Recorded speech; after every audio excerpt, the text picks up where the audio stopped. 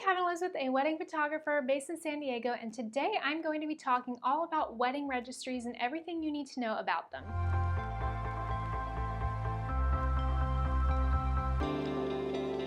Whether or not you agree with the concept of a wedding registry, they do exist, and a lot of guests find them very helpful for figuring out what to gift you for your wedding. And so today's video is for those of you who really want to know everything you need to know about them. My first piece of advice is to try to stick to 2 or 3 stores or 2 or 3 like little online collective websites that cover everything that you really need from your home. So get together with your fiance and talk about the things that you truly need for your home, and then try to pick stores that collectively cover those items. And also consider your guests' financial means.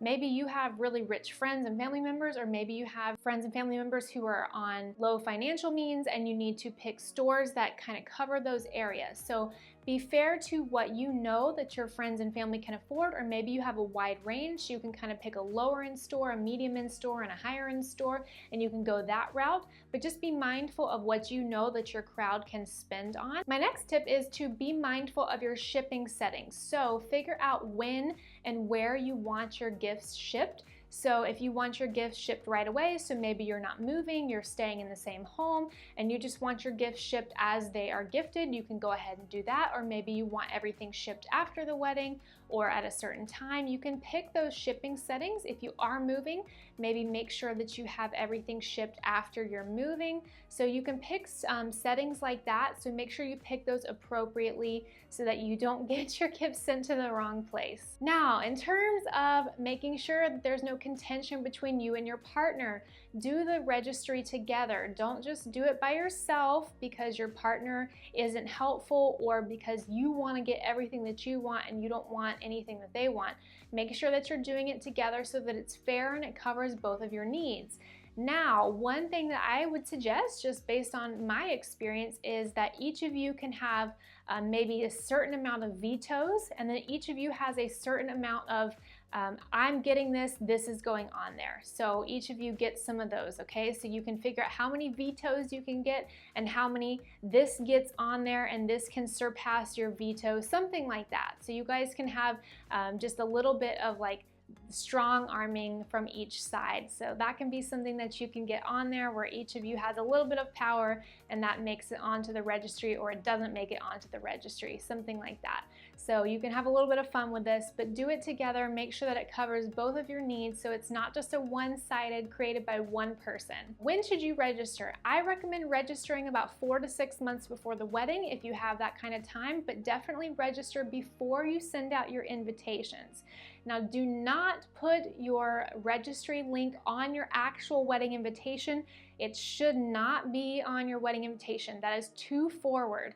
You should put it somewhere like your wedding website. Put it somewhere like that. Or if people ask you, then you can tell them where it is. But do not put it on the actual wedding invite. That is too forward. Concerning the amount of gifts, register for more gifts than you have guests. You always want to have too many than too few, just so that people have a lot of items to choose from, so there's not too few. You don't want people to be stuck with like something that they can't afford or something that they don't want to gift you or not comfortable gifting you. So make sure that you kind of over register. I'll talk about a benefit of this later on, but over register rather than under register. That's always a good thing to do. Now, one tip you can do, and some sites do this, some sites do not. I believe Amazon might do this, but you can actually do for some big ticket items, you can make it a group contribution so people can contribute financially. So maybe you have a $600 item on there.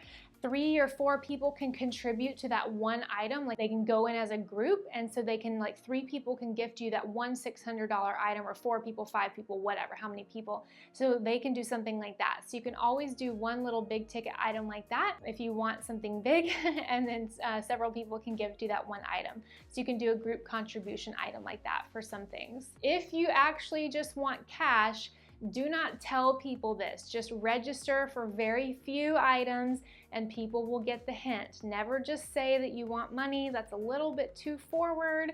Not everybody will like that you're saying that, so just register for fewer items. Don't over-register like I advised earlier. Just register for fewer items and maybe people will get the hint and just give you cash. And that's not like everybody's favorite thing in the world, but that's just kind of the reality of it.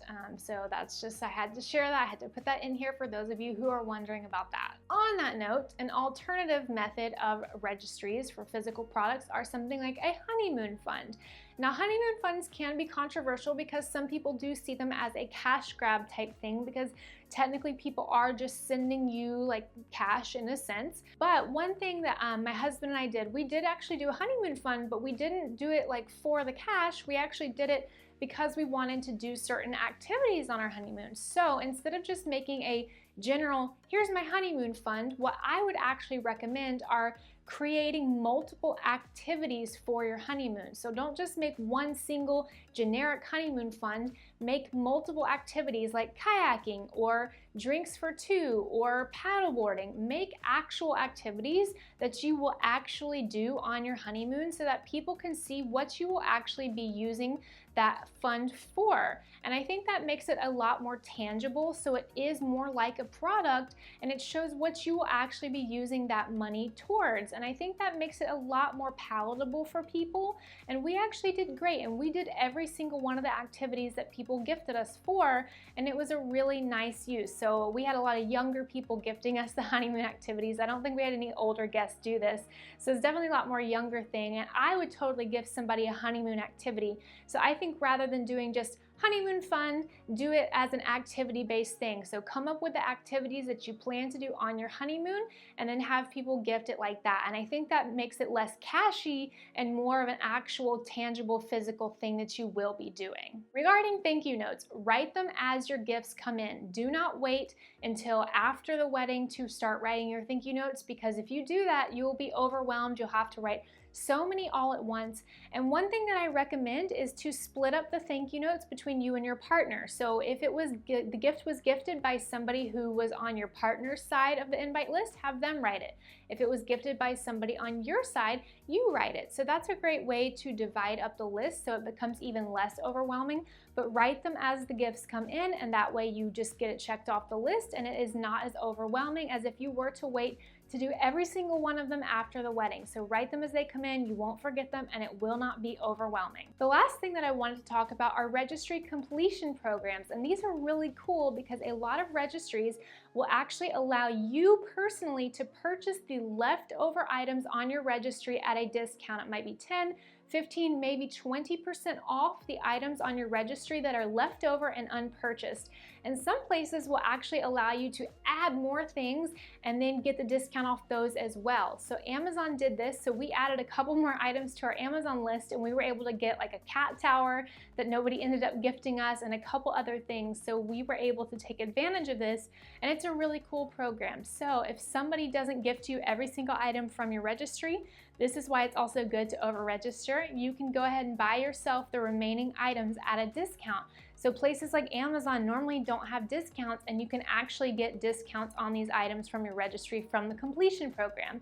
So that's just a really cool tip. I didn't know about this till I was like reading around on the internet and I found out about it and I was like, whoa, that's really cool. So a lot of places will do this, so definitely be looking out for this and then gift yourself some items after the wedding if you didn't get everything that you needed. All right guys, that is pretty much everything that you need to know about wedding registries.